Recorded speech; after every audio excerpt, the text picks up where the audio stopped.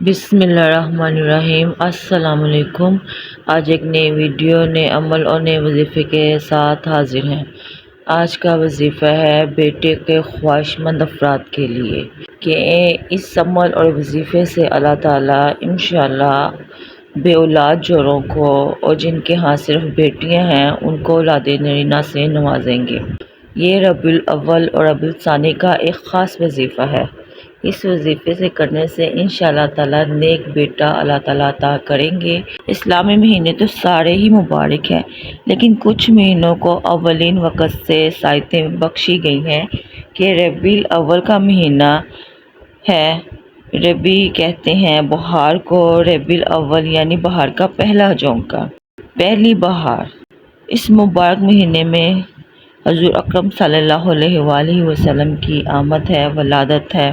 اس مہینے میں آپ صلی اللہ علیہ وآلہ وسلم کی روشنی اور نور سارے عالم میں پھیلا اور ساری دنیا میں پھیلا، اور آپ صلی اللہ علیہ وآلہ وسلم کی وجہ سے ہم جنت کے مستحق ہیں، اور آپ کی برکت سے اس دنیا سے ہم چلے بھی گئے تو آقا صلی اللہ علیہ وآلہ وسلم کی سفارش اور شفاعت کے امیدوار ہیں۔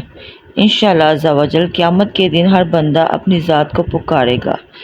واحد ہمارے حبیب اکرم صلی اللہ علیہ وآلہ وسلم کملی والے اپنی امت کو پکاریں گے اور امت کے لیے اللہ سے مانگیں گے، رو پڑیں گے اور امت کے لیے فکر کریں گے۔ جب آپ کو حمل ٹھہر جائے تو آپ نے اس آیت مبارکہ کو پڑھنا ہے۔ یہ وظیفہ بہت ہی آسان ہے اور مجرب ہے۔ اس وظیفے کو کرنے سے پہلے آپ نے کسی سے اپنے اولاد کی اگر بندش ہے تو اس کی کاٹ کروا لینی ہے، یا جادو یا سحر اثرات کا مسئلہ ہے تو اس کو حل کروا لینا ہے۔ اس کے بعد آپ نے یہ وظیفہ کرنا ہے۔ یہ وظیفہ آپ نے نماز عشاء کے بعد کرنا ہے۔ اپنے نام کے اعداد کے مطابق، یعنی کہ جو آپ کے نام کے اعداد کی تعداد ہوگی اس تعداد میں آپ نے اس وظیفے کو پڑھنا ہے۔ وظیفہ یہ ہے، یہ قرآنی دعا ہے، یا خیر الوارثین لا تذرنی فردا وانت خیر الوارثین، یا وارث الحسن والحسین۔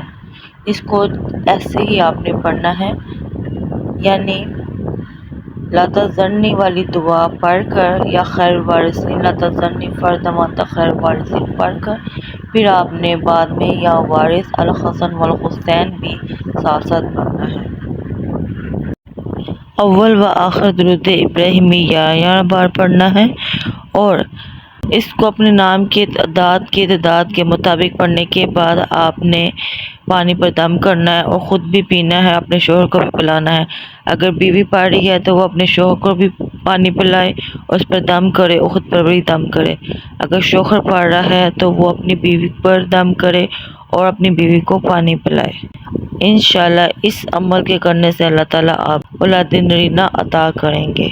حضرت زکریا علیہ السلام جب حضرت مریم علیہ السلام کے حجرہ مبارک میں گئے تو وہاں انہوں نے بے موسم پھل دیکھے، تو ان کے دل میں خیال آیا کہ اللہ تعالیٰ مجھے بھی اس عمر یا اس ایج میں اولاد جیسی نعمت سے نواز سکتے ہیں۔